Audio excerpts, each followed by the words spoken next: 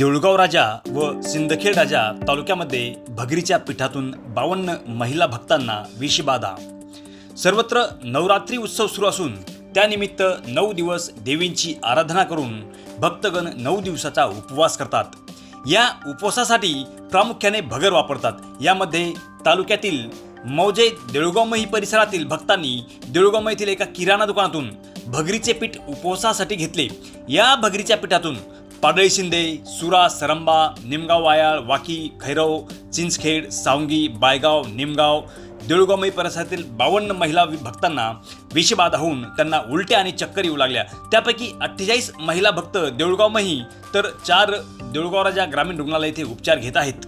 ते भगरीचे पीठ बनवणाऱ्या कंपनीवर कारवाई करण्यात यावी अशी भक्तगणाकडून मागणी होत आहे। ग्रामीण भागातील हे सर्व पेशंट आहेत। सध्या नवरात्रोत्सव सुरू आहे आणि नवरात्रोत्सव सुरू असताना आपण पाहू शकता की देऊळगाव ग्रामीण रुग्णालयामध्ये आतापर्यंत 38 पेशंट हे भगरची भाकर किंवा भात खाल्ल्यामुळे त्यांना त्या ठिकाणी विषबाधा झाली आणि ते या ठिकाणी ॲडमिट आहेत। या ठिकाणच्या डॉक्टरांनी असं सांगितलं की जे पेशंट स्टेबल आहेत त्यांना आम्ही सुट्टी देत आहोत आणि ज्यांची कंडिशन क्रिटिकल आहे त्यांना आम्ही पुढे रेफर करत आहोत। अशा प्रकारे या ठिकाणी आमच्या ग्रामीण भागातल्या भगिनी, आमच्या माता भगिनी या ठिकाणी ॲडमिट आहेत आणि त्यांच्यावर या ठिकाणी योग्यरित्या उपचार सुरू आहेत। या बाबीची, या गोष्टीची मी शासनाच्या स्तरावर म्हणजे कलेक्टर साहेब माननीय डॉक्टर किरण पाटील यांच्या माध्यमातून सदर कंपनी, जी भगरची कंपनी आहे त्या भगरच्या कंपनीबद्दल चौकशी मागत आहे अशी मी त्यांना विनंती करतो। कृपया या प्रकरणाची सखोल अशी चौकशी करावी आणि या ठिकाणी सर्व रुग्णांना न्याय देण्याचा प्रयत्न करावा। थँक्यू।